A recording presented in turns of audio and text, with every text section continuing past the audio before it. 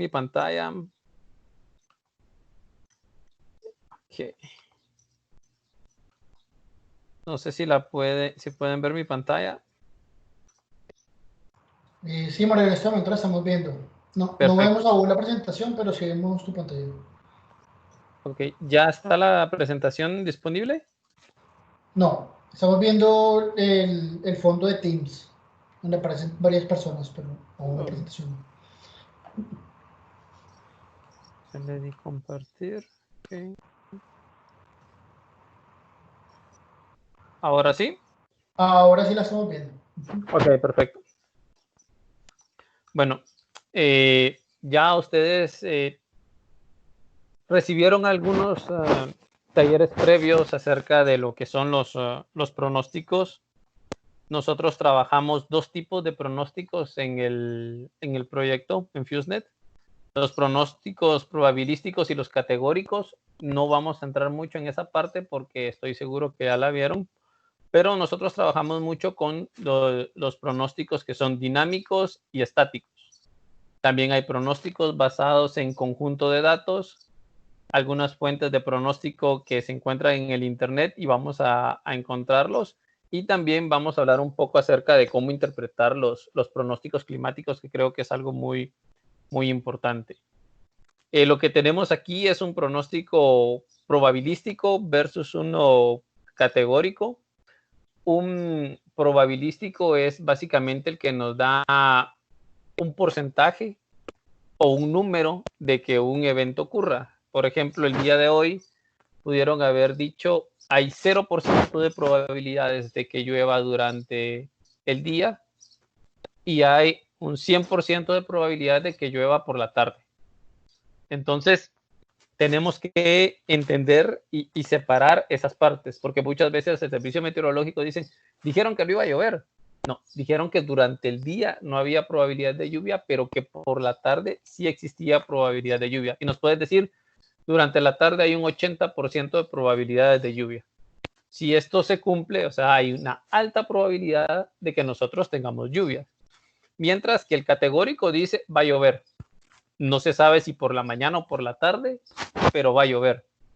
Entonces, uno nos da la certeza de que va a ocurrir y el otro nos da una probabilidad de que esto pueda darse. Lo vamos a ver más adelante con algunos ejemplos que tenemos.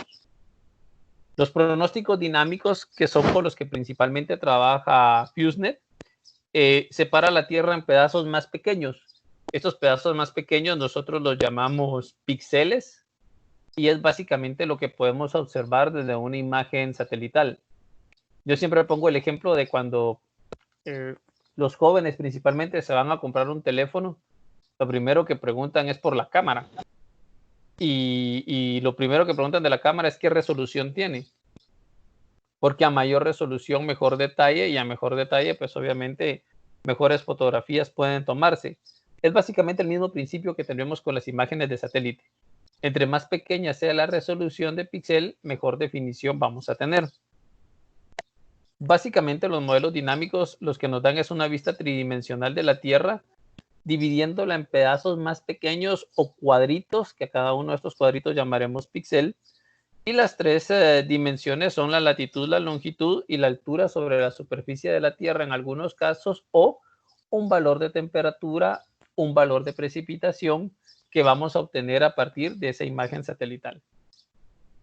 Los pronósticos dinámicos básicamente nos dan una información acerca de cómo está la atmósfera en cada celda de la grilla.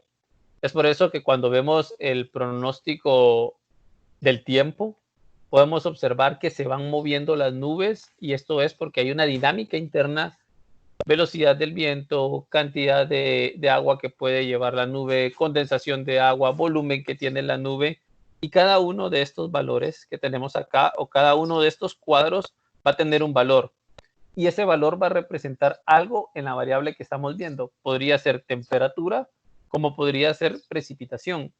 Por ejemplo, en esta zona de acá podría indicarme que van a llover 5 milímetros, acá que van a llover 8 milímetros y aquí que van a llover 3 milímetros.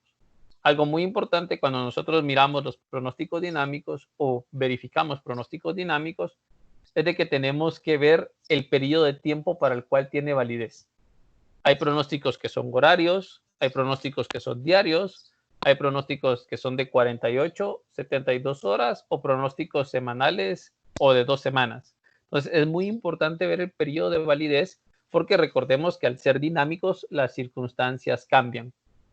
Probablemente en un primer pronóstico la lluvia nos decía que iba a ser de 8 milímetros y lo volvemos a chequear a la siguiente hora si es un horario y nos dice que la lluvia va a ser de 12 o de 15. Entonces es importante que estemos viendo la validez que va a tener el producto. Los pronósticos dinámicos básicamente usan leyes de la física y observan condiciones que conocen y en el cual van a definir las condiciones futuras. Todo esto que nosotros vemos acá es el cálculo que se hace para que a nosotros nos digan va a llover 20 milímetros o no va a llover absolutamente nada. Todas estas dinámicas atmosféricas que tienen que ver mucho con las leyes de la física y de la química también, pues nos dan un resultado. Todo esto se hace a través de computadoras y lo que nosotros tenemos realmente es solo un valor de precipitación. ¿Cuánto es lo que pueda llover? Y aquí, por ejemplo, entra a muchas variables como es la densidad del aire, la velocidad del aire, el valor interno de energía que observamos en la nube, la presión de aire. Todas estas variables son utilizadas en un modelo matemático para decirnos en ese cuadrito cuál es el valor de lluvia que podemos tener. Y básicamente lo que nosotros vemos es esto. Es un pronóstico que se basa en una corrida. ¿Qué es una corrida?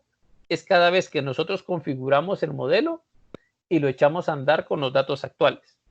Básicamente lo que hacen los modelos dinámicos es de que a partir de la información que conocen en un momento dado, por ejemplo, vamos a correr el modelo a las 3 de la tarde, él va a agarrar toda la información disponible en la atmósfera a las 3 de la tarde junto con las condiciones físicas, químicas y climáticas existentes y va a correrse para decirnos por dónde podría ir la lluvia, cuál es la cantidad de lluvia que podríamos esperar y hasta qué momento o hasta qué periodo nosotros podríamos tener ese valor de precipitación. Pueden haber corridas, como les mencionaba, horarias, de que en una hora vamos a tener el pronóstico de la cantidad de lluvia, o en 24 horas, cuál va a ser el pronóstico de precipitación que tendremos durante el día siguiente. Este, por ejemplo, es una imagen que pertenece al modelo norteamericano. Nos está mostrando milímetros por día y corresponde al periodo de mayo, junio, julio del año 2014. Podemos verificar acá que en esta zona nos indica que vamos a tener anomalías de lluvia. Esta es un mapa de anomalía de lluvia. Entonces me dice que tengo menos probabilidad de lluvias en esta zona o que mi lluvia va a ser deficitaria para el periodo de observación. Ya vamos a ver esa parte de anomalías de lluvia tanto absolutas como porcentuales. Ventajas que tienen los pronósticos dinámicos están basados en leyes físicas por todos conocidas, lo que nos da ciertas certezas. Y una de las desventajas es de que ya que utilizan procesos físicos, estos pueden ser no muy bien simulados, lo cual puede degradar un poco la calidad del pronóstico. Algunas corridas toman mucho tiempo, por lo cual se necesita tener supercomputadoras para correrlo y no están disponibles con la periodicidad que nosotros desearíamos. Ahora vamos a hablar un poco de qué es el pronóstico estadístico. El pronóstico estadístico es el que usa las relaciones numéricas para estimar condiciones futuras. Básicamente son los valores que nosotros conocemos para decir qué va a ocurrir. Aquí nos olvidamos de la física. Aquí no importa si tengo un sistema de baja presión, si viene un huracán o si tengo varios días sin precipitación. Él únicamente va a utilizar los datos que tenemos de la zona. Los pronósticos estadísticos utilizan relaciones matemáticas previamente derivadas entre dos o más variables para producir una estimación de las mismas dado el conocimiento de las anteriores, básicamente una correlación. Las herramientas utilizadas en un pronóstico estadístico son los predictores, que son las variables utilizadas para definir el modelo, y el modelo que me indica la relación matemática que existe entre las variables necesarias. Por ejemplo, Una relación matemática clara a partir de un modelo es, a medida que aumenta la elevación, la temperatura disminuye. Eso es una ley clara y es un ejemplo bien claro de lo que es el predictor y el modelo. ¿Qué tanto cambia la temperatura en relación de la elevación? Pues ahí es donde entra el análisis, porque no es lo mismo la cantidad o la pendiente que yo voy a tener de cambio de temperatura en Tacaná que, por ejemplo, la que voy a tener en el volcán de Tacaná que la que voy a tener en el volcán de Fuego. Hay otras variables, otras condicionantes que también entran en juego en el modelo. Y esas condicionantes son lo que nosotros vamos a llamar predictores. Los modelos estadísticos tienen una ventaja que son capaces de hacer pronósticos muy específicos. Una de las desventajas, como les mencionaba anteriormente, es que no se basa en las leyes físicas y solo es útil cuando las relaciones son muy fuertes entre las variables. Es decir, cuando hay una correlación bastante fuerte entre una variable y la otra dependiente. Por ejemplo, no podríamos decir que si es un suelo arcilloso, va a llover más.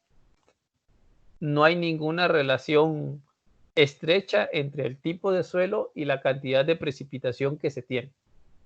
Entonces debe haber una correlación fuerte entre ambos.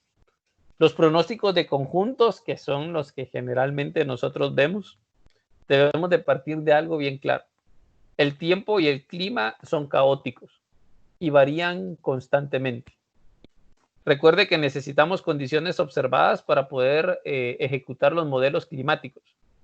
Y aquí es algo fundamental. Si nosotros no tenemos un set de datos conciso, fuerte, cuando digo fuerte me refiero a un set de datos de por lo menos 30 años, al menos para hacer un análisis de variabilidad climática, no de cambio climático, de variabilidad climática, que sean consistentes y que tengan una calidad fuerte, es decir, consistentes quiere decir que tenga registros durante todo el tiempo. Yo voy a poder venir y hacer predicciones basadas en datos bastante congruentes. Los cambios en las condiciones observadas pueden tener impacto en las previsiones de los modelos climáticos.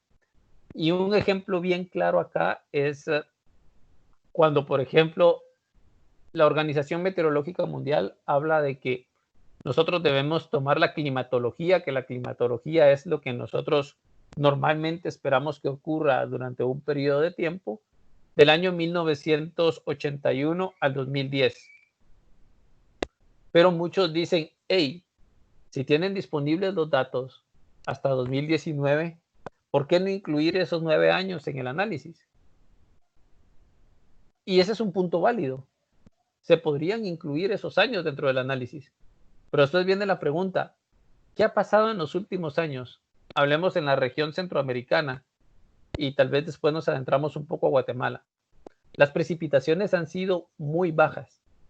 Hemos tenido 5 o 6 años donde las precipitaciones han estado en la distribución, si lo miramos en temporadas agrícolas, por debajo del promedio, y que del promedio 81-2010.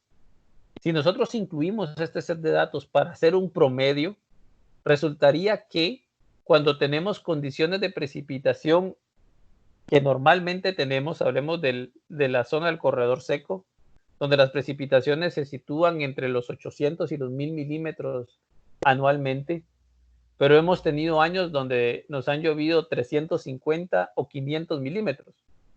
Si nosotros metemos 3 o 4 años de este tipo reciente, lo que va a pasar es de que el promedio ya no va a ser de 800 a 1000 milímetros. El promedio nos bajaría muy probablemente de 700 a 850 milímetros. Y eso tendría una afectación en las lecturas que nosotros estemos haciendo del clima. Es por eso muy importante que nosotros sigamos las normas establecidas en cuanto a la climatología. ¿Cuándo va a cambiar la climatología? En 2021, es decir, a partir del siguiente año, nosotros vamos a utilizar como norma histórica el periodo 1991 a 2020. Y entonces nuestra climatología va a cambiar. ¿Por qué se utiliza un set de datos de 30 años? Porque tenemos eventos pico. Así como hemos tenido varios años con anomalías de lluvia negativas, en este periodo también hemos tenido anomalías de lluvia positiva. Hemos tenido Stan, hemos tenido Mitch, hemos tenido Ágata. Esto ajusta los datos de precipitación que hemos observado, por decirlo de alguna manera. Los pronósticos de conjuntos básicamente son todos los modelos que nosotros tenemos disponibles con sus corridas iniciales en condiciones ligeramente diferentes. ¿Por qué? Porque hay algunos modelos que consideran, por ejemplo, la temperatura en la región del Niño 3.4 con una correlación muy fuerte para la región. Pero habrán otros que podrán considerar que a lo mejor no es el ENOS lo que mayor modula, sino que podría ser la Julen-Maiden. Entonces, esto obviamente, dependiendo de la configuración que se tenga el modelo o la certeza, nos va a dar distintas salidas, que es lo que nosotros vemos acá. Cada una de estas líneas es la salida de un modelo. Y los más importantes los tenemos representados acá con sus colores. A partir de eso, se crean predicciones de conjuntos para poner a prueba la fuerza de los pronósticos, es decir, cuál es la correlación más fuerte que tienen o qué es lo que nos dice la mayoría de modelos. Si los pronósticos dan resultados similares, entonces tenemos una confianza en el pronóstico y se trata de una convergencia de evidencia. Por ejemplo, podemos notar acá estos modelos que vienen muy por debajo y después tienen una tendencia a irse hacia arriba. Aquí estamos hablando de la región del Niño 3.4, que es cuando normalmente tomamos para hacer el niño, o decir si va a haber un niño, si va a haber una niña o si va a ser un año normal. Y acá esta línea negra que tenemos son los valores observados. Es decir, que para el periodo de octubre a marzo sabemos cuál ha sido el comportamiento que tenemos. Y a partir de marzo, todos los modelos nos dan sus distintas salidas. La línea negra que nosotros vemos acá y que continúa en este sector es el promedio de todos los modelos. Y hay un ajuste que hacen los expertos también bajo su conocimiento para poder venir y decirnos si ese valor de precipitación o si es, bueno, no sería valor de precipitación.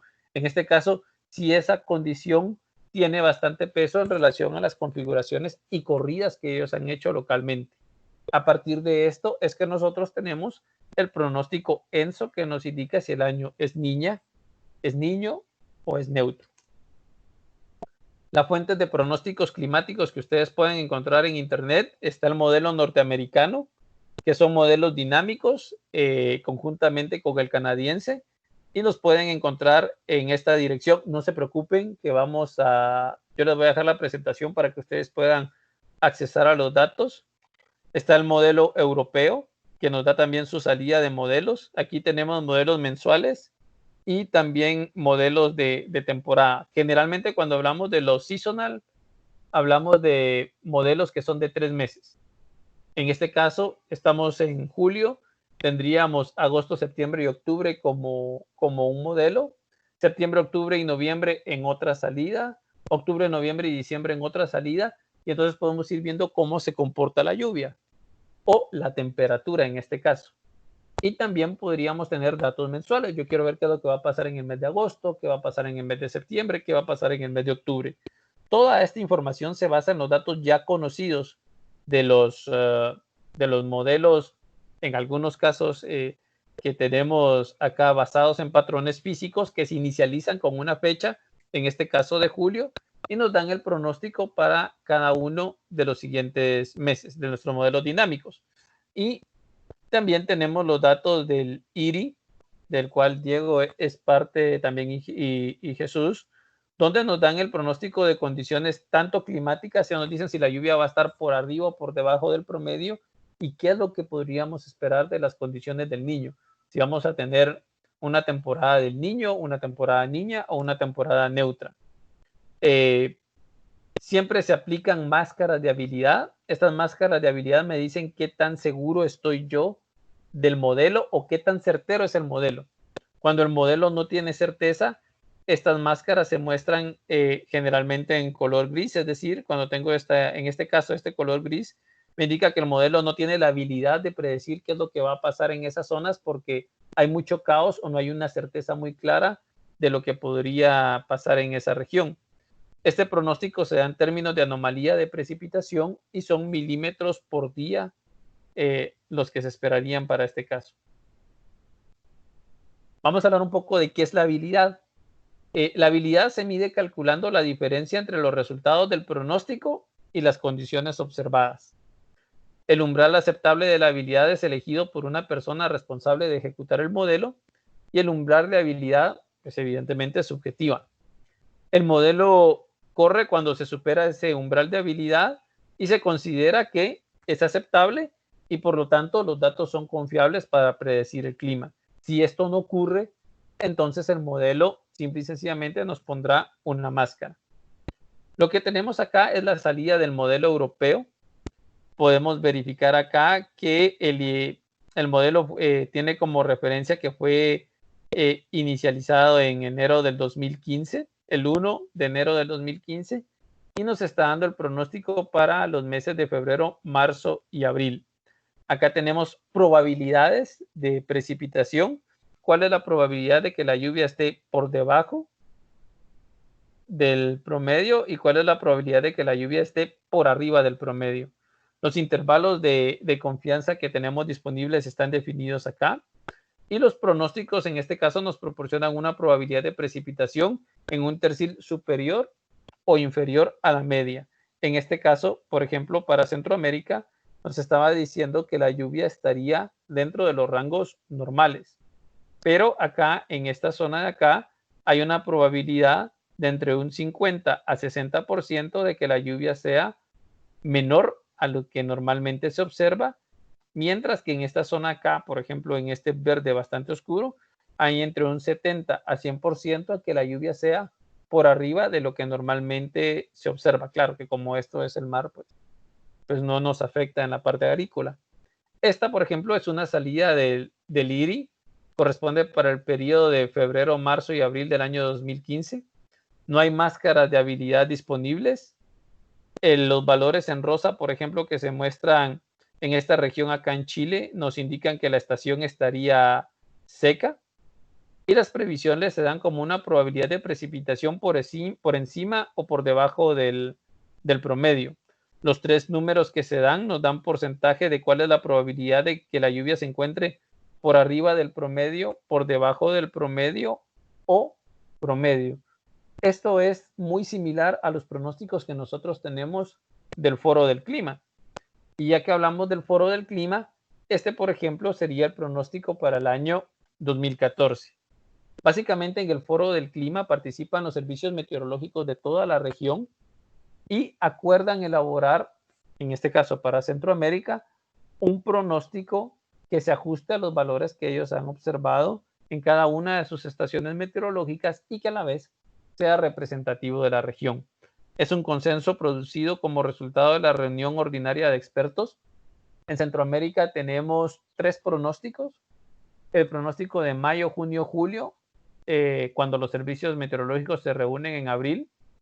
El pronóstico de agosto, septiembre y octubre y los servicios meteorológicos se reúnen en julio.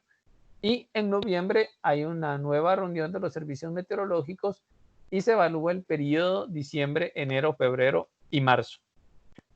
Hay normas y procedimientos que pueden variar entre las regiones y los números representan la probabilidad de que la lluvia esté por encima, por debajo o que sean valores promedio. Algo muy importante que nosotros tenemos que tener en claro es de que este es un mapa probabilístico, no es un mapa determinístico. ¿Esto qué quiere decir? Si nosotros vemos la zona verde acá, me está indicando que la lluvia va a estar por arriba de lo normal y que hay un 40% de probabilidades de que la lluvia esté por arriba del promedio. Eso no quiere decir que me va a llover un 40% más de la lluvia que se tiene. Pongo el ejemplo del mes de junio y digamos que esta zona en color verde tiene una lluvia normal de 100 milímetros. Yo no podría decir que al tener una probabilidad de 40% por arriba de lo normal, me va a llover 140 milímetros.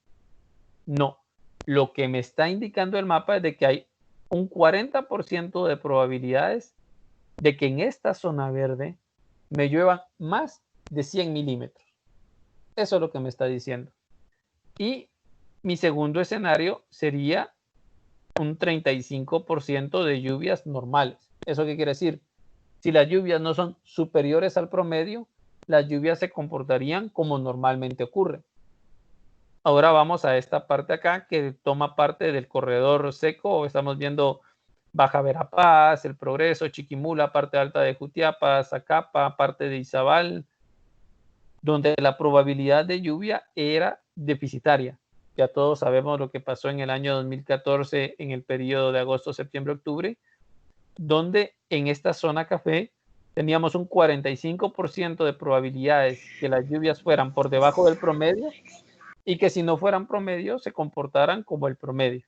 Es decir, si no eran deficitarias, iban a ser como normalmente ocurrían. Esto que tenemos acá es un mapa de distintas condiciones. Este es el periodo de diciembre a marzo. Y acá vemos que las probabilidades son de lluvia por debajo del promedio hacia acá y promedio en esta zona. ¿Por qué el mapa se mira todo amarillo si tenemos distintos pronósticos? Ok. Esta línea roja que nosotros tenemos acá, anteriormente la utilizábamos para definir dos escenarios. En este caso, a pesar de que las lluvias iban a ser normales para el periodo, aquí teníamos una primera probabilidad para la región del Pacífico, donde las lluvias serían, si no son normales, serían por debajo del promedio.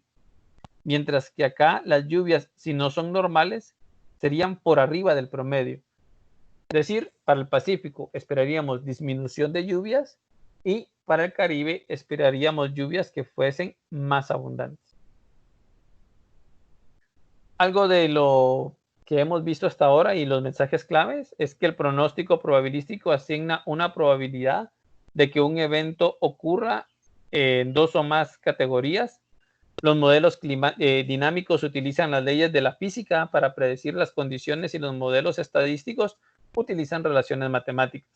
Los modelos de conjunto simulan una serie de diferentes resultados y producen convergencia de pruebas y como mínimo los pronósticos de análisis deben basarse regularmente en los modelos norteamericanos del IRI, el modelo europeo, así como las representaciones regionales. En este caso, el ente rector para Guatemala es INSIBUME. Y eso es algo sumamente importante. Nosotros como instituciones debemos regirnos y seguir de cerca todos los pronósticos y recomendaciones que INSIBUME nos haga, porque es el ente rector y es quien más información tiene acerca de las condiciones nacionales. Vamos a ver un poco de las fuentes de datos de lluvia que nosotros trabajamos en FuseNet. Nosotros trabajamos con CHIRPS, que ha sido desarrollado por la Universidad de Santa Bárbara, el Servicio Geológico de los Estados Unidos, y el Climate Hazard Group, que sería este CHG. Son datos infrarrojos que se encuentran disponibles desde 1981 hasta la fecha. Tienen una resolución espacial de 5 kilómetros y son globales. Eso quiere decir que abarcan toda la Tierra. Nuestra disponibilidad es de totales de 5 días, es decir que cada 5 días nosotros tenemos el acumulado de lluvia. También se proveen los datos de TRMM. Estos son datos de NASA. Son datos infrarrojos que están disponibles desde el año 2000 hasta el presente, con una resolución de 0.25 grados. Estamos hablando de 25 kilómetros, 25 por 25 kilómetros el tamaño del píxel. También es global y este tiene una actualización de cada 3 horas. Luego está el RFI, que ese se utiliza principalmente para África, que ha sido desarrollado por NOAA y el CPC. Está disponible desde 2001 hasta el presente y tiene una resolución de 0.1 grados que aproxima a 10 kilómetros. Está disponible para África, Centroamérica y Asia. Y el ARC2, que también está disponible para África, el centro y el sur de Asia. Esta es la página web de nosotros. Vamos a navegar rápidamente dentro de ella si el tiempo lo permite. Ustedes pueden encontrar ahí toda la información que yo les he mencionado hasta el momento y permite a los usuarios no solamente visualizar los datos, sino que también tener series temporales en áreas administrativas, zonas del cultivo, índice normalizado diferenciado de la vegetación, precipitaciones por decadía, precipitación acumulada, pronóstico para los siguientes 15 días y pueden hacer una descarga de datos. Este, por ejemplo, de acá es nuestro visor de mapas. Nosotros podemos seleccionar una zona que queramos visualizar. Después seleccionamos la capa que quisiéramos analizar, si es el límite administrativo, la zona de producción. En límites administrativos tenemos departamental y municipal para Guatemala. Y seleccionamos los años para el cual nosotros queremos ver los datos. Y de vuelta el programa nos ofrece una visualización de las condiciones de lluvia que se han tenido esos años, así como su anomalía respecto al promedio. Antes de ver la anomalía, quiero que veamos un poco la definición de climatología. Yo sé que esto ya lo vieron y no me voy a detener mucho en esa parte, pero quiero que la revisemos para que estemos claros en los mapas que vamos a ver. Y algo muy importante que tenemos que recordar que el clima es cómo se comporta la atmósfera durante largo periodo de tiempo, el tiempo promedio. Así que cuando ustedes les digan que van a ver el clima en la televisión, lo que están viendo es el tiempo. El clima es lo que normalmente ocurre. ¿Qué esperamos nosotros que ocurra en agosto, en septiembre y en octubre? Que llueva. Eso es lo que normalmente pasa. El tiempo es lo que ocurre. Puede ser que llueva, puede ser que no llueva, pero climatológicamente lo que esperamos son lluvias. El tiempo son las condiciones de la atmósfera en corto periodo de tiempo. La climatología básicamente es el promedio a largo plazo de una variable meteorológica. Es el registro de la observación que hemos tenido a través del tiempo y el rango de variabilidad y la intensidad de la lluvia, la distribución espacial, así como la distribución temporal que históricamente se tiene sobre una región o un área específica. La climatología es lo que esperas, el clima es lo que tienes. La variabilidad climática es básicamente los cambios que nosotros tenemos en una variable, por ejemplo, precipitación o temperatura sobre un paisaje o una región. Esto se aplica en cualquier escala de tiempo. Podemos tener anomalías diarias, mensuales o anuales, o en más corto periodo de tiempo. Por ejemplo, esta es la lluvia promedio que nosotros esperábamos para los años 81-2012. Normalmente en esta zona las precipitaciones son menores a 300 milímetros. Acá las precipitaciones son de 300 a 600 milímetros y acá son de 600 a 900 milímetros. Eso es lo que normalmente ocurre.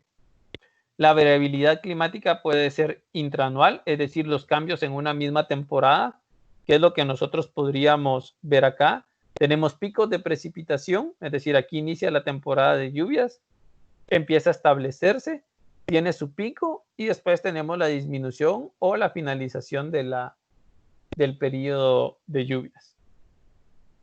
Están los interanuales, que son los cambios entre años. Este es un ejemplo de la zona costera de Kenia, en donde tenemos una tendencia y nos dice que lo que podríamos esperar es de que en estas zonas la precipitación vaya disminuyendo. Aquí tenemos la distribución de lluvia a través de cada uno de los años. La línea roja nos representa el promedio, que está muy cercano a los 500 milímetros, y la línea negra es la tendencia o que lo que nosotros esperaríamos que ocurriera. Para este lugar, como repito, la precipitación tendería a disminuir hacia los siguientes años. Vamos a entender un poco de la climatología en la práctica. Voy a seleccionar en este caso el departamento de Huehuetenango, y acá en Huehuetenango me dice que las lluvias inician durante el mes de abril, empiezan a establecerse. Tenemos su pico que normalmente se da en la primera decadía de junio y después tenemos una disminución de lluvias que se da entre julio y agosto. Esto está muy relacionado con el periodo canicular. Después tenemos un nuevo repunte de las precipitaciones que se da hacia septiembre y octubre, las cuales empiezan a disminuir hacia los meses de noviembre y diciembre. Algo muy importante es de que en esta zona siempre tenemos precipitación, aunque sea poca, pero tenemos precipitación a nivel departamental. No estoy hablando de los municipios, pero a nivel de departamento sí. Con esta gráfica yo puedo definir rápidamente que en esta zona tenemos una precipitación de tipo bimodal, porque tenemos dos picos de precipitación durante el año. La gráfica también me muestra, acorde a los años que yo elegí, cómo se comporta la precipitación o cómo se ha comportado la precipitación en todos los años, así como el promedio, para ver qué años la lluvia ha estado por arriba o por debajo del promedio. Me indica que para el departamento de Huehuetenango la lluvia promedio es de 1.640 milímetros. Mi primer desviación estándar es de 274 milímetros, es decir, todo lo que esté de 1640 más 274 milímetros lo voy a considerar normal, y lo que esté de 1640 a menos 274 milímetros lo voy a considerar dentro de la norma. El coeficiente de variación es de 17. El coeficiente de variación básicamente me indica de manera estadística qué tanto cambia en una zona, en este caso la precipitación. Este coeficiente de variación es alto, quiere decir que las lluvias cambian constantemente en el lugar. La media de precipitación es de 1563 milímetros, y esto es lo que les comentaba: 1640 más 274 son 1914 milímetros, y la primera desviación estándar negativa va a ser 1367 milímetros. Todo lo que se encuentre dentro de este rango yo lo voy a considerar como normal, y si está, en este caso, de 1915 va a estar por arriba de lo normal, y si es 1366 va a estar por debajo de lo normal. De los 18 años que se analizaron en este caso, 10 años la lluvia ha estado por debajo del promedio, y 8 años la lluvia ha estado por arriba del promedio. Este es otro ejemplo que nosotros tenemos de África. Me voy a ir ahora al índice de balance hídrico. Comentaba lo del sistema de monitoreo de cultivos, y esto es algo muy importante. El índice de balance hídrico básicamente es el índice de satisfacción de requerimiento del agua, o el WRCI por sus siglas en inglés. Es un modelo de balance para un cultivo específico. Identifica el impacto que tiene la distribución temporal de lluvias en cuanto a tiempo y cantidad en los cultivos. Esto quiere decir si hay suficiente agua para que mi cultivo crezca normalmente. La relación de oferta-demanda entre el agua y el suelo es utilizada para el cultivo durante la temporada, y eso es la cantidad de agua que tiene disponible el cultivo. También se produce un pronóstico del índice de balance hídrico, suponiendo que las precipitaciones serían como el promedio, o en este caso normales, hasta el final de temporada, a partir de la fecha en la que estoy haciendo la observación.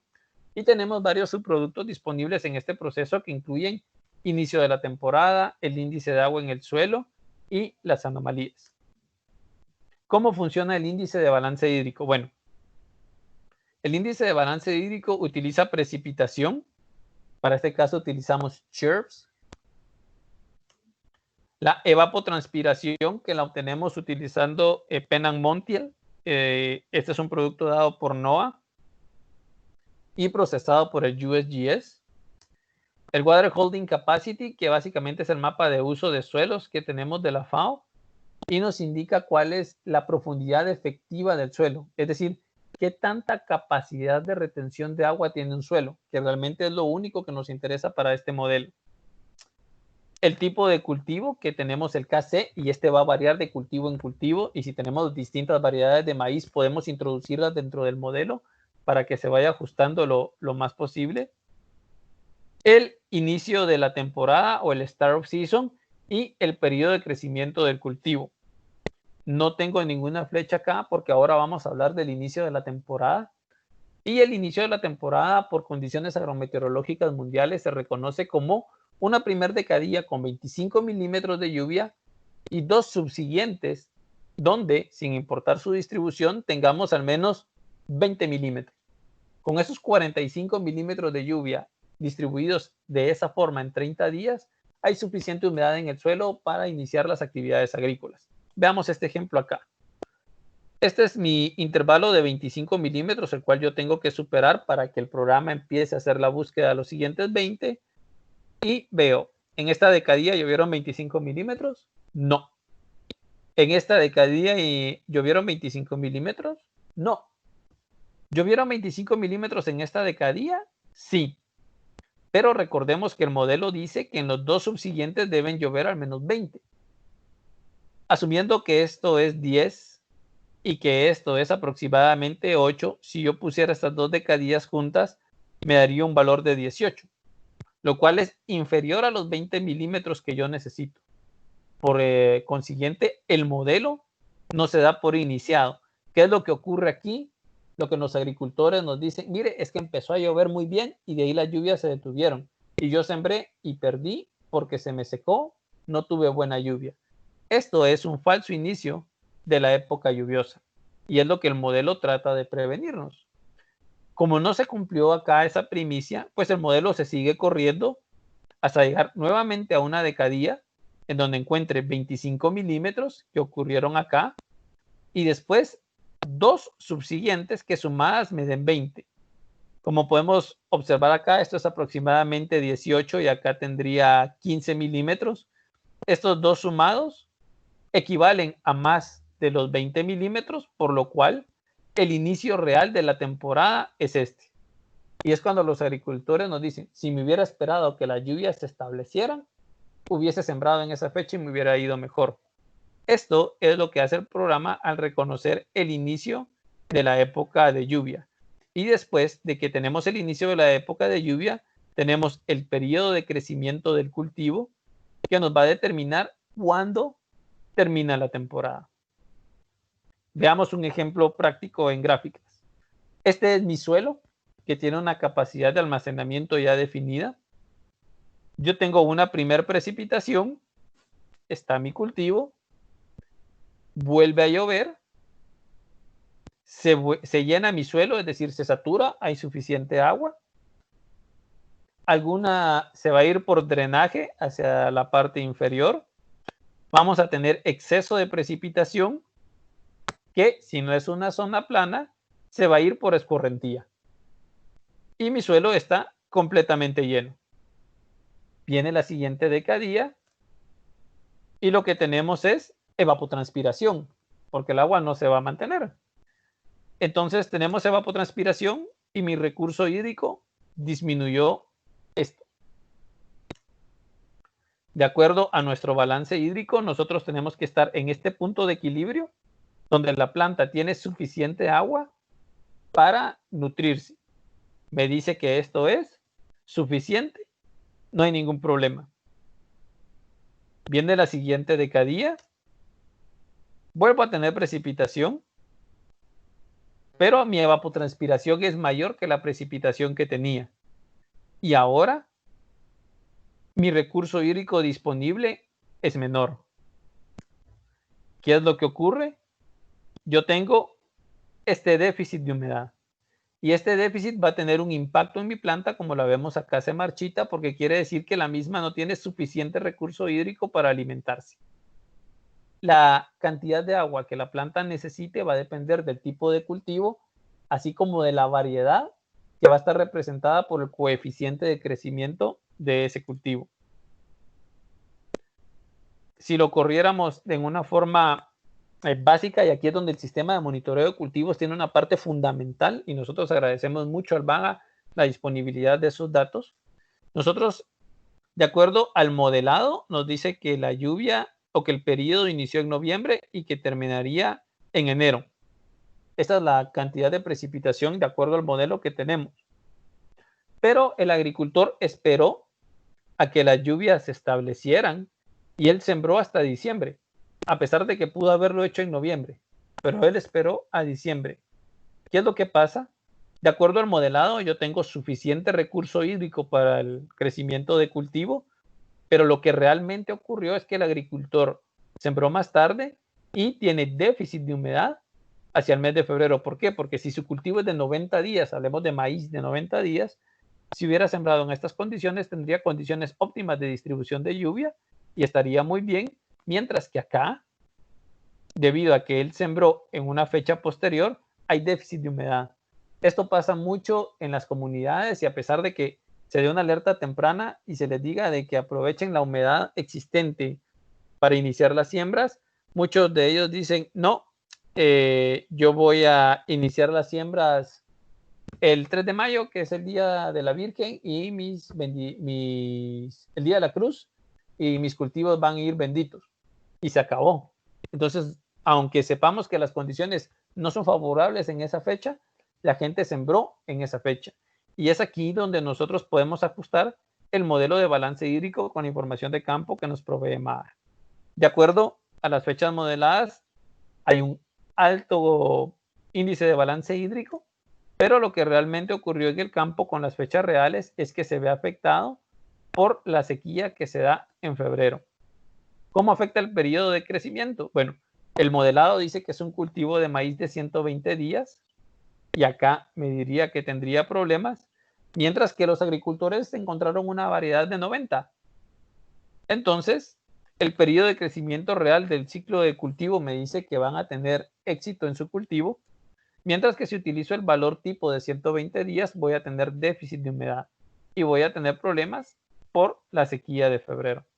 Estas dos variables son fundamentales en el índice de balance hídrico y es por eso que la información que nos provee el Ministerio de Agricultura para nosotros es sumamente importante.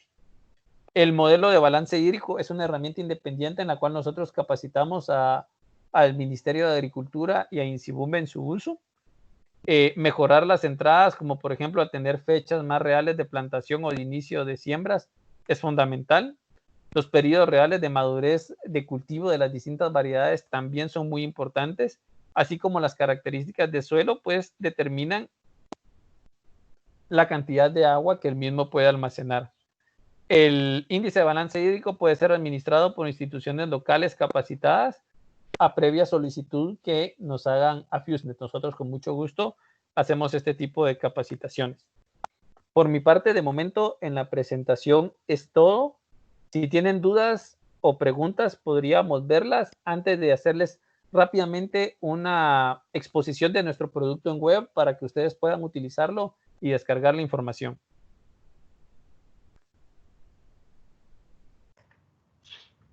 Muchas gracias, Mario, por tu presentación.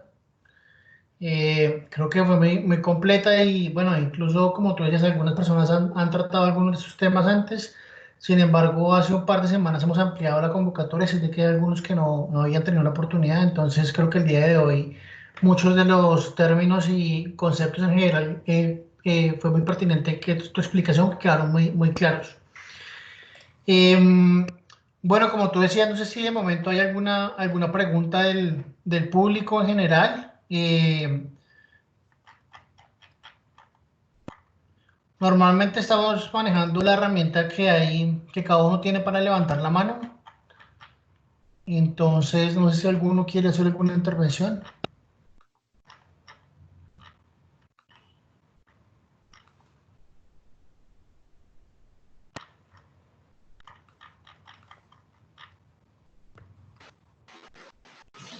Buenas tardes, Mario. Sí, no sé si me escuchan. Sí, Sí, claro. perfecto. Mira, yo solamente con una consulta. Yo creo que era un poco la hora ahora que nos presentes un poco la página. Había dicho sobre límite administrativo en la página. Eso se refiere, creo que mencionaste sobre municipal y departamental, ¿verdad? A eso se refiere a la hora de conocer los datos en territorio. Esa sería la escala más pequeña, digamos. ¿A eso te referiste o significa otra cosa?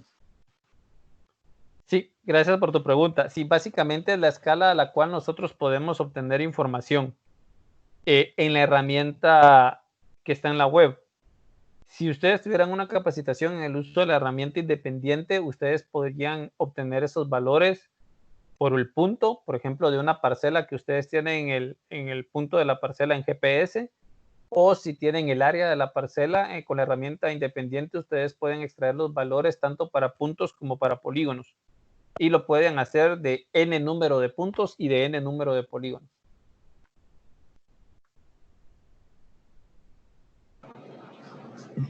Muchas gracias, Mario.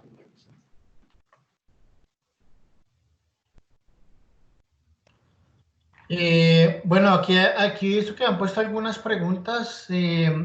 Aquí hay una, Mario, de Josué López, que dice: ¿qué recomendación podría hacerse al sector agrícola para la canícula o sequía? Bueno, dadas las condiciones actuales, no se espera sequía este año. Recordemos que estamos en un periodo de transición hacia la niña y generalmente lo que ocurre en la región cuando tenemos condiciones de la niña es que las precipitaciones aumentan. Yo creo que deberíamos de prepararnos más para las condiciones húmedas si los agricultores, por ejemplo, principalmente los que siembran frijol de segunda. Recordemos que es un cultivo sumamente sensible al exceso de humedad, principalmente cuando ya tenemos el grano disponible o bueno, cuando ya llegó la fructificación, en este caso sería la aplicación de fungicidas, porque los valores de humedad podrían estar por arriba de lo que normalmente se tiene. A pesar de que hubo un periodo canicular relativo que ya ocurrió durante este mes de julio, pero que fue, podríamos decir, no afectado, sino que tuvo días intermedios de precipitación y por eso no se notó tanto. El INSIBUME también pronostica que durante los primeros 10 días de agosto podría presentarse también una nueva disminución de lluvias. Recordemos que la canícula no es la ausencia total de lluvias. La canícula es la disminución de lluvias dentro del periodo lluvioso. Entonces, durante los primeros 10 días de julio, de acuerdo a los pronósticos de INSIBUME, podría tenerse una disminución de lluvias. Pero claro, dadas las condiciones de humedad que tenemos actualmente, exceptuando la zona de Quiché, donde sí hemos tenido bajas importantes de precipitación, no deberían de verse afectadas por esta disminución de lluvias. Pero este año no se espera ni canícula extendida, ni sequía, ni para la temporada de primera, ni para la segunda que viene.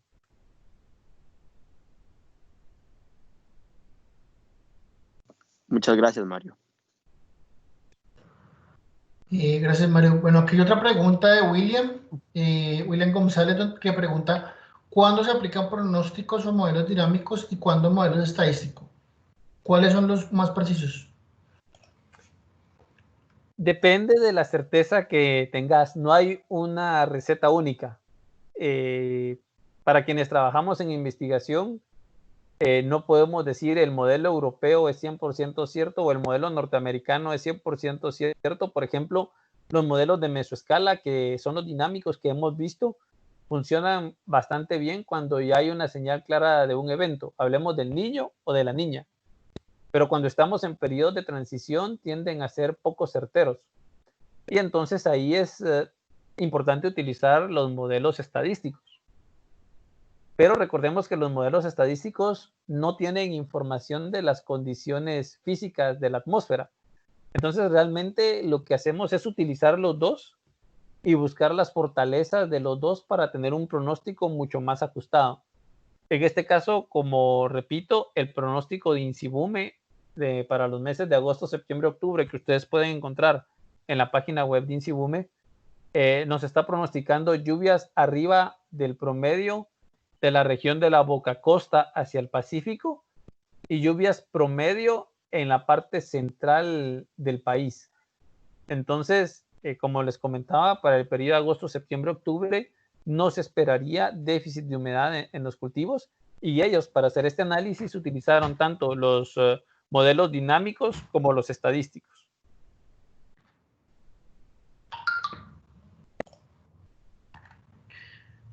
Muchas gracias por la respuesta también, Mario.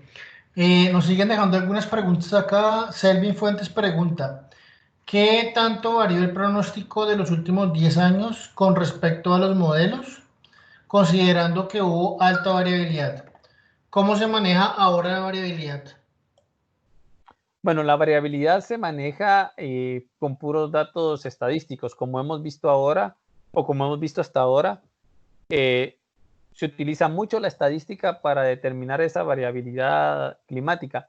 Los pronósticos de INSIBUME han sido muy certeros en cuanto a la parte de cuando han dicho que las lluvias van a ser deficitarias, han sido deficitarias, y cuando las lluvias han sido abundantes, también han tenido bastante certeza. Recordemos algo muy importante, y aquí voy a jugar abogado del diablo, y es, una cosa es el pronóstico meteorológico y otra cosa es la necesidad agrícola. ¿A qué me refiero? Meteorológicamente, si a mí me llueven 400 milímetros en el periodo de mayo a junio, si me llovieron 300 milímetros en mayo, no me llovió nada en junio y los últimos 3 días de julio me llovieron 100, son 400 milímetros. Se cumplió mi norma climática y mi pronóstico fue acertado. Pero entonces voy con el agricultor y me dice usted está loco. ¿Cómo me va a decir usted que la lluvia fue normal si yo tuve pérdidas? Coma del contrato. Una cosa es la cantidad de lluvia, otra cosa es la distribución de la lluvia. La distribución de la lluvia está más relacionada con la parte agrícola. Entonces, mis necesidades como agricultor no tienen que ver con la cantidad de precipitación que se tenga. Está más relacionada con la frecuencia y la cantidad de lluvia que se tenga en esa frecuencia. Si yo tengo varios días secos, de nada me sirve que me llueva un montón al principio y otro montón al final. Entonces, debemos de estar muy claros en lo que es el pronóstico meteorológico y lo que es el pronóstico agrícola. Y es de ahí donde viene la agrometeorología, donde vemos si las necesidades agrícolas corresponden al pronóstico que se tiene. Entonces, separemos muy bien esa parte y es fundamental que la tengamos clara. INSIBUME va a haber cantidad de precipitación en tiempo, no cómo se distribuye para su pronóstico. El agricultor necesita tener esa distribución de lluvia acorde a lo que su cultivo requiere. Por ejemplo, los cañeros son muy felices cuando les empieza a llover en mayo, junio, y en julio tienen menos precipitación. ¿Por qué? Porque como hay más exposición solar, la caña endulza más y tienen mejores rendimientos. Pero vayan a decirle a un productor de granos básicos que en julio se le fue toda la lluvia y va a tener serios problemas porque generalmente ellos están entre floración y fructificación, que es un periodo muy sensible del cultivo. Entonces, lo que es bueno para unos no necesariamente lo es para los otros. Y hay que ver y hay que separar el concepto de distribución de lluvia con cantidad de lluvia.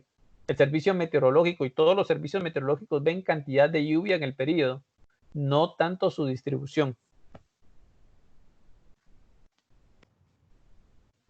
Muy bien, Mario, aquí tengo otras preguntas, pero dándole un poquito de alcance a eso que acabas de responder, pensando un poquito también en como tú decías, que INSIBUME es el ente rector del tema climático en el país. En las mesas técnicas agroclimáticas en las que participa el INSIBUME también nos hablan un poco a veces de los años análogos, ¿no? Eso de pronto permite un poquito tener una aproximación hacia la variabilidad que tú estás explicando en cuanto, no en cuanto a la cantidad, sino en cuanto a la distribución, ¿no? No sé si también de pronto han trabajado en algo ustedes al respecto con esos años análogos o bueno, cómo es la utilización de este tipo de información. Ok, gracias. Voy por partes. Nosotros trabajamos con INSIBUME muy de cerca. INSIBUME nos provee más de 100 estaciones de ellos para el ajuste de chirps a nivel nacional. Nosotros tenemos el dato diario de precipitación de ellos y con eso se hace el ajuste de chirps que después es utilizado para otro tipo de análisis a nivel regional. Y los años análogos, básicamente, la metodología que utiliza INSIBUME es a partir de los valores de precipitación observados y las condiciones atmosféricas existentes, ver cuáles son los años más parecidos en esas condiciones atmosféricas y en esos valores de precipitación para decir en el siguiente periodo de observación cuáles son los años más similares. Estamos trabajando conjuntamente el Servicio Geológico y la Universidad de Santa Bárbara en una herramienta que la vamos a ver ahorita acá en la web, solo que la herramienta que estamos trabajando está un poco más digerible para el usuario y para tener lo que es el cálculo de los años análogos, basado únicamente en este caso en dato estadístico, es decir, en lluvia observada. No tiene de entrada nada relacionado con las condiciones atmosféricas, es puramente estadístico. Si me permiten, bueno, ya creo que tuvieron un poco de tiempo, esta es la página web de nosotros que también está en la presentación, pero si ustedes quisieran entrar de una forma más fácil, pueden entrar a fuse.net y en la parte inferior derecha están todos los socios del proyecto, está USAID, del USGS, que es para el cual yo laboro, la Universidad de Santa Bárbara, el Departamento de Agricultura, Productos de NASA y de NOAA, pero si ustedes le dan un clic al logo del USGS, automáticamente los manda a esta página que es la misma que yo tenía, que es earlywarning.usgs.gov/fuse. Ustedes dan un clic sobre Centroamérica Y no se preocupen por seguirme, porque esto lo podemos ver después y tienen mi contacto y me pueden escribir posterior a esto. Quiero que pongan atención en esta parte donde nosotros tenemos agroclimatología. Y en agroclimatología vamos a ir a herramientas de análisis. Por defecto me aparece África. Me aparece África porque el proyecto es global y en África es donde tenemos obviamente los mayores índices de inseguridad alimentaria. Pero si ustedes dan un clic acá y se mueven hacia Centroamérica, el mapa se actualiza. Y dentro de Centroamérica, si se dan cuenta, tengo los países y tengo aquí donde dice selección administrativa, tengo admin 1 y admin 2 y tengo zonas de cultivos.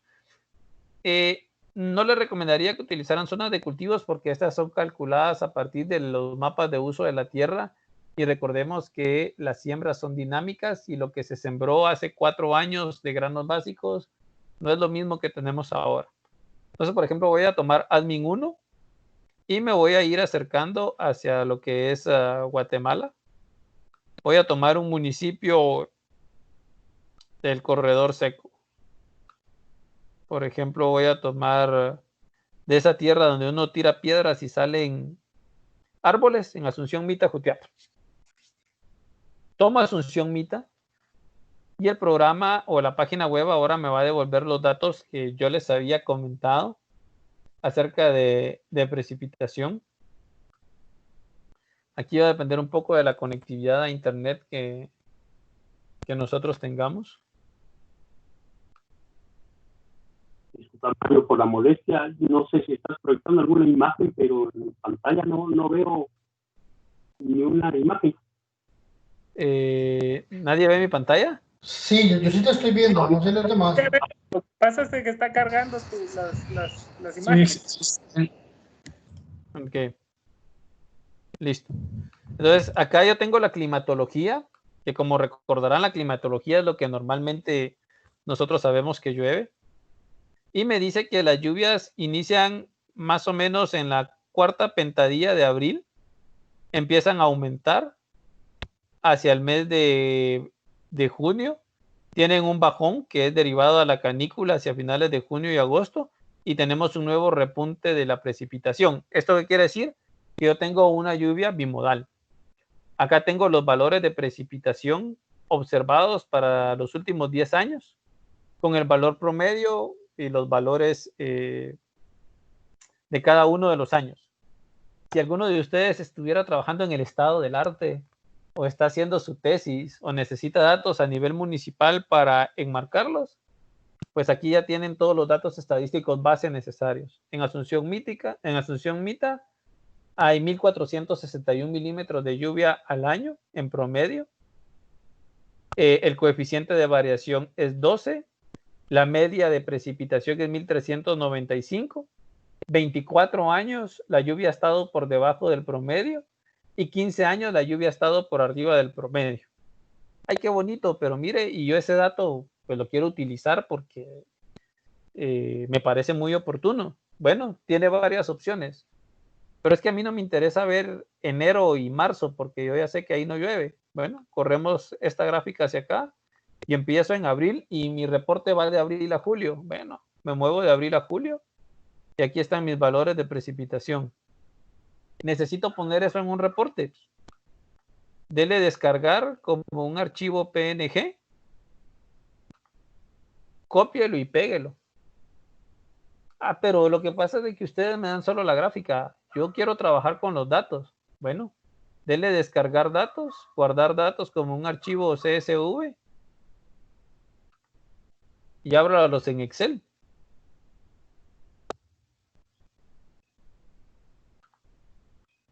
Voy a venir para acá, nos vamos a datos, como son archivos que están tabulados por texto, entonces los vamos a poner que están delimitados por coma.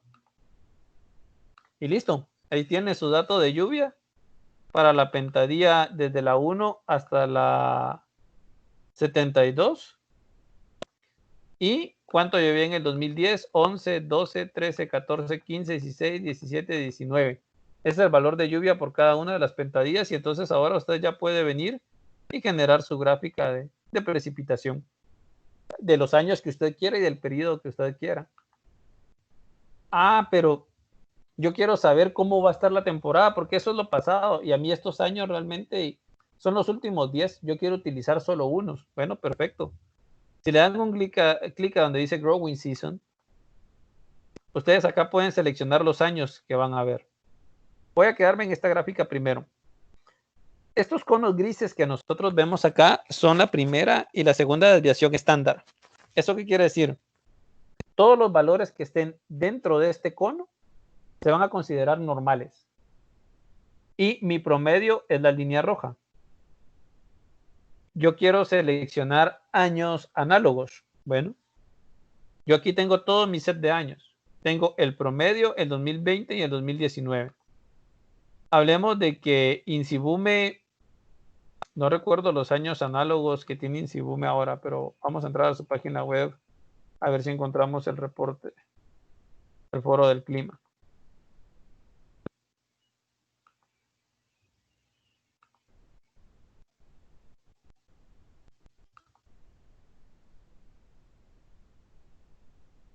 Vamos el de abril. Hola Mario, buena tarde. Hola Rosario.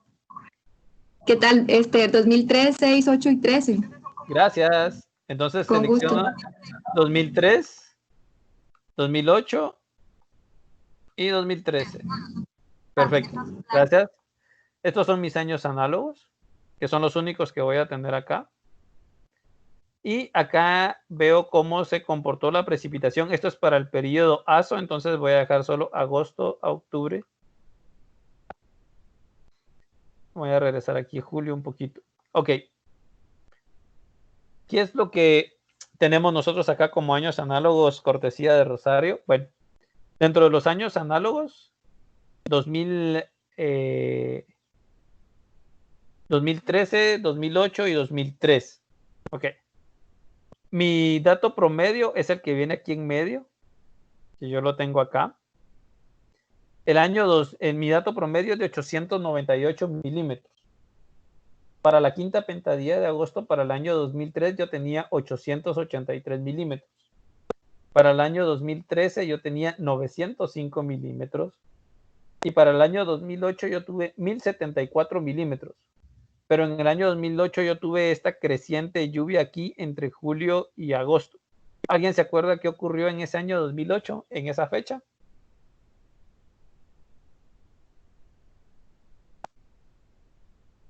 Tuvimos varios sistemas que pasaron continuamente sobre el país y tuvimos este incremento considerable de lluvia porque hasta la última pentadía de julio los valores eran bastante cercanos.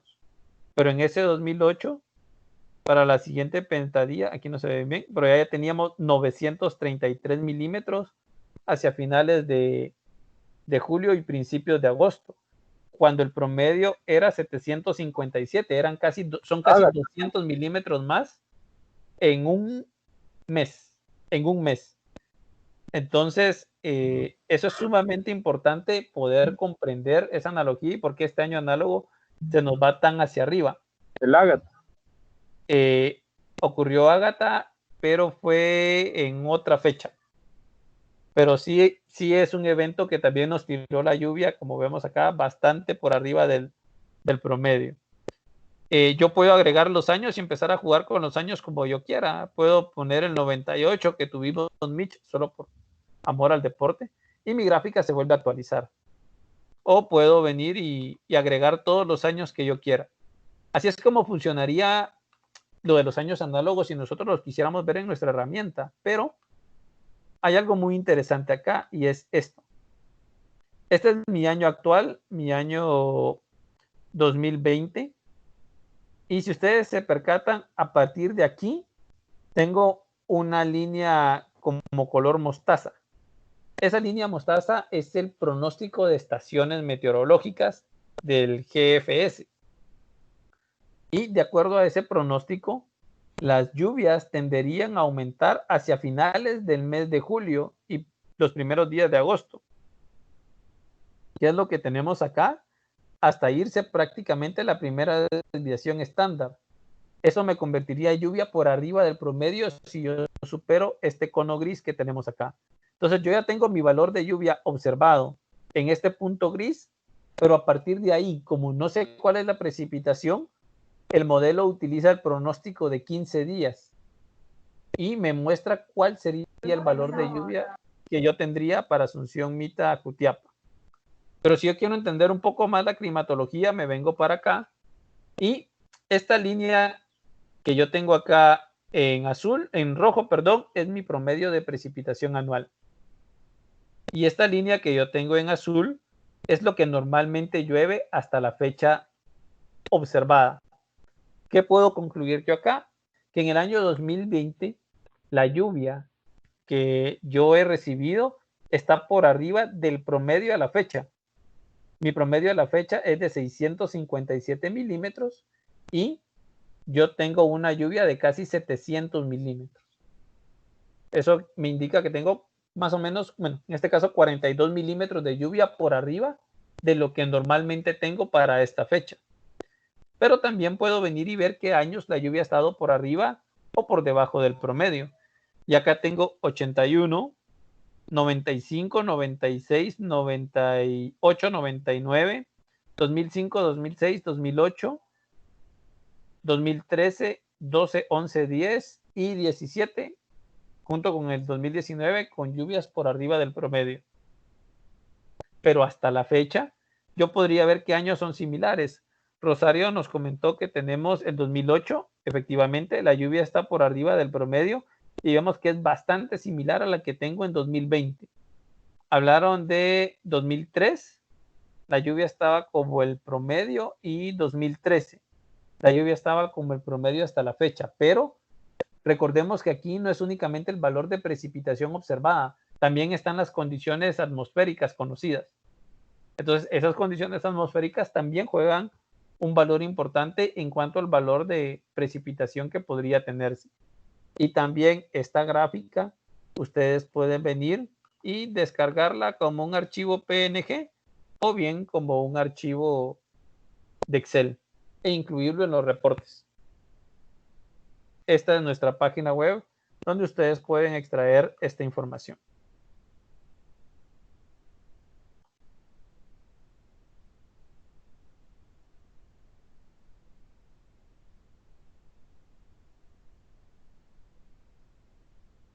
No sé si hay preguntas al respecto. Mario, Sí. En un municipio, me gusta saludarte primero, Saúl Campos te saluda. En Claro. un municipio donde no tenemos la cercanía de una estación, por ejemplo, en San Carlos Alzatate, en Jalapa, ¿cómo hacen ustedes para colectar la información y poder registrarla acá en el sistema? Gracias. Bueno, básicamente lo que nosotros hacemos, y es donde Insibume nos apoya bastante, antes de que existiera Chirps, lo que normalmente se hacía era una interpolación. No tenemos suficiente tiempo como para explicar el proceso de Chirps, pero a grandes rasgos, aquí tengo San Carlos Alzatate, y aquí vamos a sacar su gráfica. A grandes rasgos, las estaciones de Insibume nos proveen información de donde se encuentran localizadas. Más allá de eso, no sabemos cuál es el valor de lluvia y muchas veces podemos tener lluvias de 30 milímetros aquí y medio kilómetro en otro lugar ni llovió. Sí. Lo que hace Chirps es de que ajusta los valores de lluvia satelital que nos dan una distribución de lluvia espacial sobre una grilla, es decir, que en cualquier lugar detecta la cantidad de precipitación que la nube podría generar y lo compara, mejor dicho, lo ajusta con el valor de la estación meteorológica en el punto conocido. A partir de ahí, obviamente, entre más densidad de estaciones tengamos, pues mucho mejor va a ser ese ajuste. Pero lo que hacemos es de que nos apoyamos en las estaciones de Insibume para ajustar el valor de lluvia y a partir de ahí se tienen los valores en las áreas donde no hay estación ajustado con datos de campo el valor satelital. Entonces, este es un trabajo que hemos hecho con Insibume, es un dato global, pero en el que, repito, Insibume nos ha apoyado muchísimo y eso nos permite a nosotros tener herramientas para producir este tipo de productos, por ejemplo, en el municipio, y me dice si me equivoco en cuanto a lo que dice aquí la gráfica, porque la retroalimentación también es importante.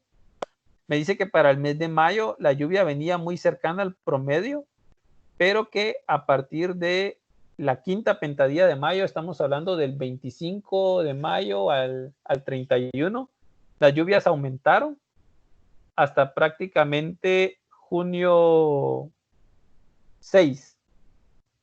Es decir, en 10 días ustedes tuvieron 200 milímetros de lluvia, de acuerdo a esta gráfica.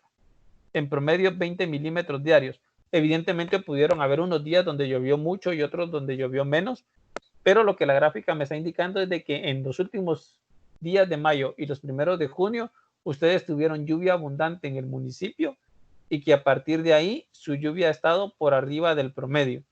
Eso quiere decir que si los agricultores iniciaron las siembras a mediados de mayo, sus cultivos llevan una condición bastante favorable.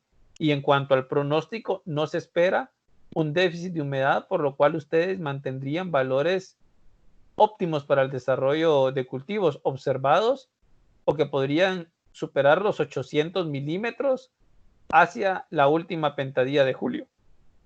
No sé si eso es congruente con lo que ustedes han visto en el municipio.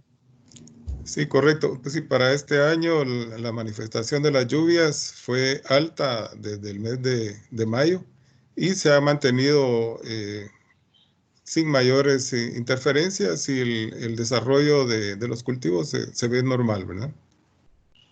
Gracias. Entonces, por ejemplo, si esto lo comparáramos contra un año seco, digamos 2015, que lo voy a agregar acá y ahora voy a poner mi gráfica aquí y la voy a volver a actualizar.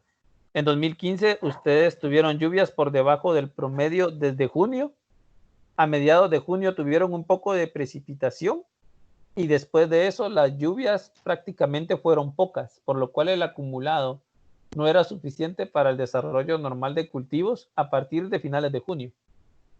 Entonces, eso me sirve a mí como, por ejemplo, comparar un año donde yo tuve pérdidas versus un año donde aparentemente la producción va muy bien y esperemos que continúe así, o al menos los pronósticos así lo indican, y demostrar con datos esa diferenciación que ha ocurrido entre uno y otro año. Es decir, tanto INSIBUME, que es un ente técnico científico, como nosotros estamos muy dados a esto de evidenciar y de proveer información para investigación. Entonces ustedes pueden descargar esta información y utilizarla como ustedes la creen conveniente, evidentemente únicamente citándola.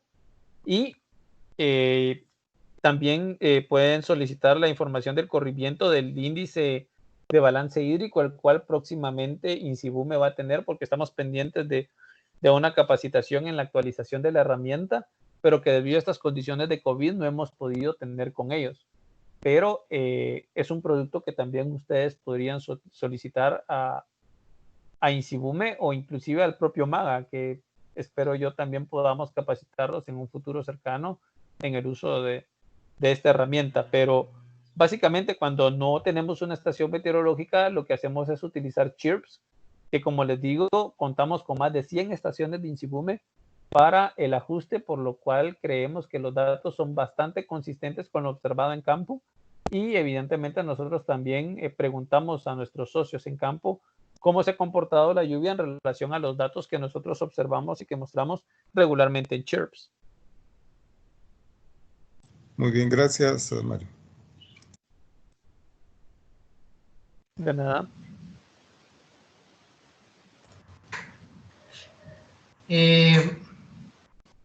Bueno, Mario, no sé si aquí hay algunas preguntas que se quedaron desde antes de comenzar tú a mostrarnos la página. No sé si quieres que las miremos. Sí, por favor, seguro. Mira, estaban preguntando acá José Daniel Tisto. Dice, debido a que estamos en transición del fenómeno de la Niña, ¿considera que para el mes de octubre podría presentarse alguna tormenta según el modelo? Aquí le dejo la palabra a Rosario porque no me quiero meter a áreas que no me corresponden y respeto mucho de la institucionalidad. Entonces, si Rosarito está por ahí me pudiera apoyar, se lo agradecería.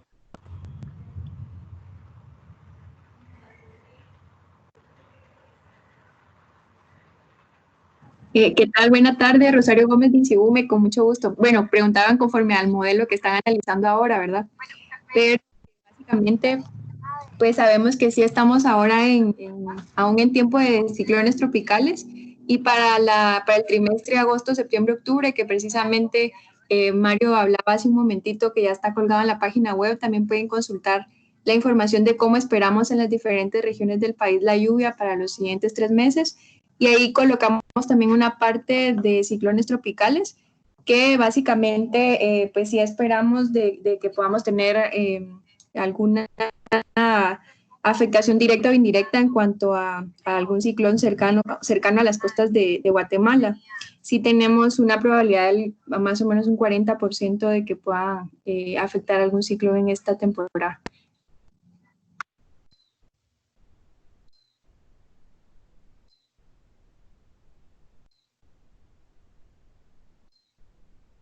No sé, Rosario, si tú eres la persona más indicada también para contestar la siguiente pregunta que hace Catarina Mer, que dice, ¿por qué las lluvias se concentran más en los meses de septiembre y octubre en la boca costa de San Marcos?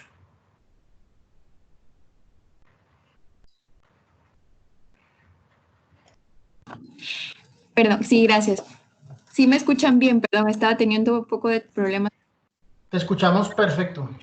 Ok, perfecto, gracias. ¿Por qué se concentra más en la parte de la boca costa? Es la pregunta, ¿verdad? Sí, esa es la pregunta. Ok. Sí, básicamente, bueno, tenemos diferentes efectos, digamos, o diferentes fenómenos, podríamos llamarle, que se acercan más a las costas también del Pacífico. Tenemos diferentes influencias también dentro de Guatemala. También está la zona de convergencia intertropical. Tenemos ondas del este, la cadena, la cadena montañosa, digamos, también eso influye a que la bastante humedad pueda quedar retenida en la parte de la boca costa, ¿verdad? Básicamente en la cadena volcánica. Hay mucha entrada también de humedad por la parte del Pacífico y por ahí puede, no sé si respondo a su pregunta.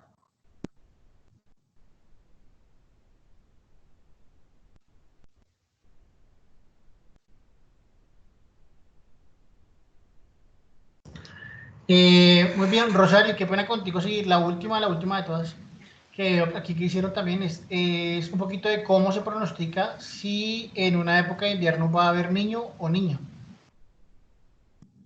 Listo, gracias. Sí, básicamente se monitorea la temperatura de la superficie del mar de la parte del Océano Pacífico tropical. Esto se hace constantemente, este monitoreo. Hay, digamos, algunas herramientas que nos ayudan a seguir este monitoreo en las costas del Pacífico. Hay varias regiones también, ¿verdad? Una de las regiones que más influencia tienen en cuanto a nuestro país, e incluso la región centroamericana, es la región del Niño 3,4, que constantemente estamos monitoreando. Entonces, si esta zona del Pacífico tropical tiene una anomalía o una diferencia positiva o está más cálida, en palabras más sencillas, esa zona está más cálida, entonces decimos que tenemos fenómeno del Niño cuando anomalías de temperatura, esas diferencias ahí en esa parte del Pacífico por 3 meses consecutivos superan, digamos, esa anomalía de 0.5. Y caso contrario, si es la niña, ¿verdad? Si esa parte siempre del Pacífico tiene una anomalía negativa por 3 meses consecutivos o, digamos, temperaturas más frías en esa parte del Pacífico tropical, pues entonces decimos que tenemos un fenómeno de la niña. La niña pues, nos causa bastantes acumulados de lluvia en caso contrario del niño, que pueden ser sequías muy intensas, ¿verdad?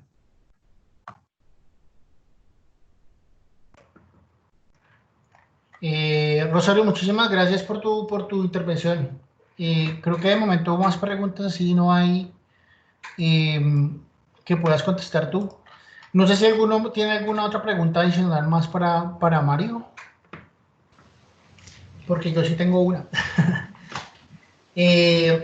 Mario, o sea, creo que, bueno, tú sabes que yo también trabajo en el tema de investigación y tengo una pregunta, digamos, muy puntual Y Clara, con respecto a lo que tú nos hablaste, si es cómo desde el análisis que podemos hacer en universidades, centros de investigación, podemos apoyar para que el proceso en el que ustedes han avanzado se desarrolle de mejor forma. Es decir, yo, por ejemplo, la vez pasada te decía que queríamos trabajar en el tema de estimar mejores coeficientes de cultivo o algo así. Entonces, no sé si de pronto tú en ese paso a paso de cosas que nos hablaste, nos podrías decir cómo, qué esto es y en qué aspecto se podría mejorar y generar información para mejorar este tipo de modelos con el que ustedes trabajan. Sí, gracias por tu pregunta y tu apertura. Básicamente, lo que nosotros más necesitamos es la validación de campo. Nosotros sabemos que los modelos tienen una certeza bastante confiable, pero, por ejemplo, no lo hemos corrido para distintas variedades. ¿A qué me refiero? Nosotros, a través del Ministerio de Agricultura y el sistema de monitoreo de cultivos, obtenemos información de la fecha de siembra y el periodo de crecimiento del cultivo a nivel municipal.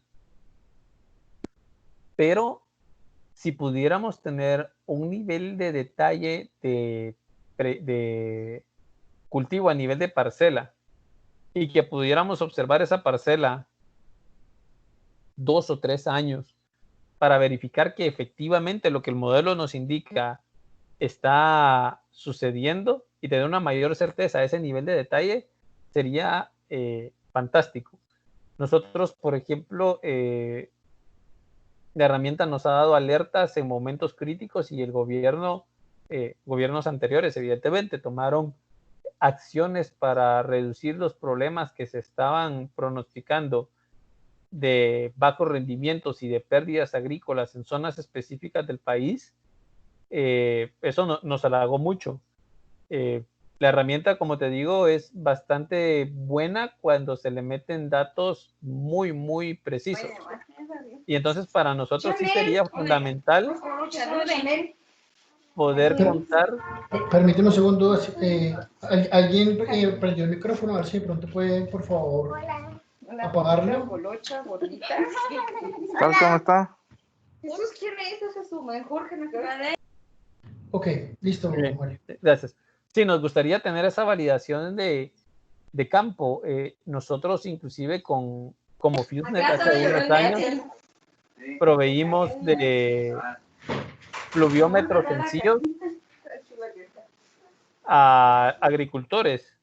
Y la idea es de que estos pluviómetros estuvieran instalados en las parcelas para tener un dato de precipitación justo en la parcela y también utilizarlo para nuestro ajuste. Evidentemente, no tiene la misma calidad que una estación meteorológica porque no podemos hacerlo de esa manera, pero nos permitía saber, por ejemplo, chirps, que también estaba indicando la precipitación en esa zona, pero desafortunadamente los datos no eran continuos porque no había alguien que fuera, por ejemplo, a traer el registro de datos cada mes o cada 10 días y después lo pasara a digital para atenderlo. Muchas veces esos registros se quedaron en el papel de los técnicos, pero nunca regresaron a la sede de nosotros. Entonces, ese tipo de apoyo de ver si hay agricultores que quisieran apoyarnos en mejorar y en investigar esa parte, para nosotros sería genial. Y nosotros de vuelta pues les proveemos un producto mucho más ajustado para las zonas de producción que tienen. Mario, te saluda Martín Leal, coordinador de la Unidad de Cambio Climático. Yo creo que si podemos tener una pequeña reunión en estos días sobre este tema, podemos ver cómo podemos hacer el enlace con agencias de extensión municipal que estén interesadas en los puntos para poder ver en qué podemos colaborar a poder tener ese muestreo local. Excelente, buenísimo, muchas gracias. Nosotros estamos abiertos ahí a cualquier colaboración y a la medida en que nosotros también podamos salir al campo, pues ir con ustedes y hacer ese trabajo de verificación de campo de cultivos que afortunadamente por ahora va muy bien, aunque sí se debe dar una recomendación especial de que recordemos que el modelo nos da un monitoreo hasta que el cultivo llega a su punto de madurez fisiológica. Pero el trabajo post cosecha, es decir, si la gente dobla el maíz y lo deja en campo y viene una lluvia fuerte y tienen pérdidas porque se les pudrió el grano o por exceso de humedad, esas son cuestiones que del modelo se salen. Y es nuevamente donde la información de campo de Maga es fundamental para nosotros y lo ha sido. Hemos trabajado muy bien con ustedes. Gracias por el apoyo y por supuesto estamos abiertos a tener esta reunión y que podamos conversarlo y buscar algunos puntos pilotos donde podríamos trabajarlo tanto a nivel Maga FuseNet como de cualquier otra institución que quisiera subirse al barco y apoyar este esfuerzo.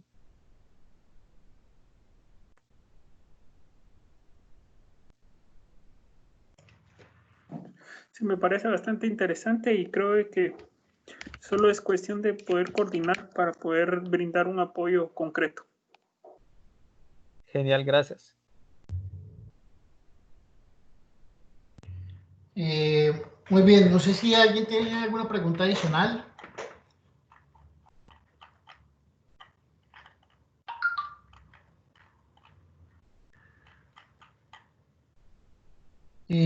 Parece que no hay más preguntas de momento, Mario. Entonces, bueno, no sé, Martín, si te parece, entonces podemos, bueno, con lo que tenemos, dar el cierre del diálogo del día de hoy, ¿no? Sí, claro. Muchísimas gracias a cada uno de ustedes. Mario, especialmente. Excelente tu ponencia, sencilla, sin un nivel. Sé que tenés un nivel muy alto en conocimiento, pero tus explicaciones son bien concretas, fáciles de entender y creo que de ahora en adelante vamos a tener un aliado más en FuseNet en el sentido de que vamos a seguir buscando la forma de seguir capacitando. Ya he visto ahí varios compañeros que quieren ser tu contacto para poder ir solventando algunas dudas, pero también nosotros, la Unidad de Cambio Climático, nos deja esa semillita que nosotros queremos que se quede en cada uno de los participantes en el diálogo. Así que muchísimas gracias, Jesús. La recomendación referente a el próximo diálogo, te agradezco que puedas compartirla con los compañeros, que no va a ser lunes sino martes. Gracias, Mario, y a todos. Ok, bueno, antes de finalizar, bueno, ahí está tu información, Mario, te agradecería también si la puedes poner, sobre todo el contacto en el chat, de pronto, que les queda más fácil a algunos ahí como copiarlo. Y también, bueno, algunos han copiado como la página web, pero si tienes alguna página o algo adicional que quisieras pegar también, podrías ponerla ahí de pronto en el chat. Eso sería con respecto a esto. Bueno, como decía Martín, la idea es que igual podamos hacer seguir con la serie de los diálogos de los lunes. Para el próximo lunes, pues tuvimos un inconveniente con el expositor, dado lo que sucedió en la institución a nivel regional. Entonces, nos están proponiendo hacer el diálogo el día martes. Entonces, en ese sentido, estamos pensando que no sea el lunes 3, sino hacerlo el martes 4, sería el primero, y quizás esperemos que sea el único de este año que movamos un día. Y la idea es que la próxima semana nos van a hablar sobre forrajes tropicales con potencial para el desarrollo aquí en Guatemala.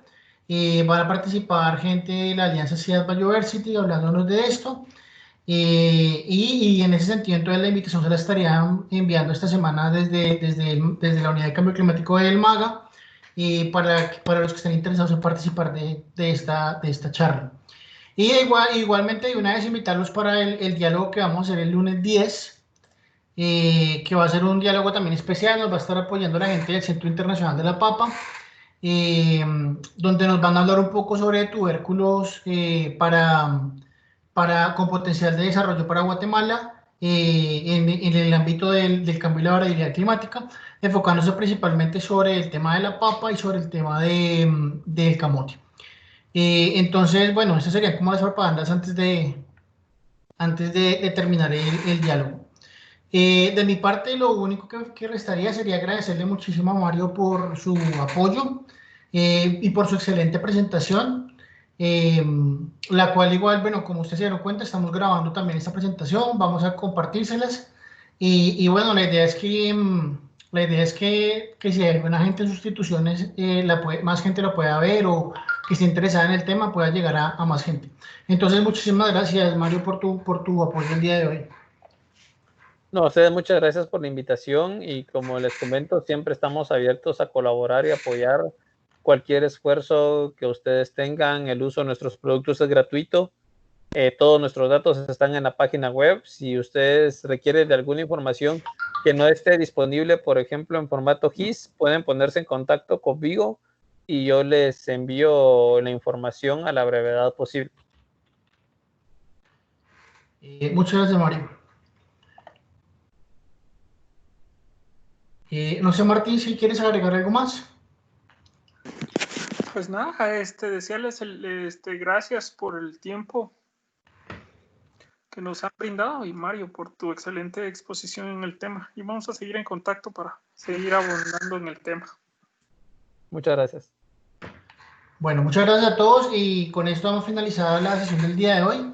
Y bueno, como les digo, los esperamos el próximo martes. Feliz tarde para todos. Feliz tarde a todos también. Gracias, Rosario, por el apoyo Feliz también. tarde. Adiós. Muchísimas gracias. Feliz tarde. Feliz tarde a todos. Feliz tarde. A todos, equipo de extensión, academia. Con gusto, buena tarde. Insibume, chicas.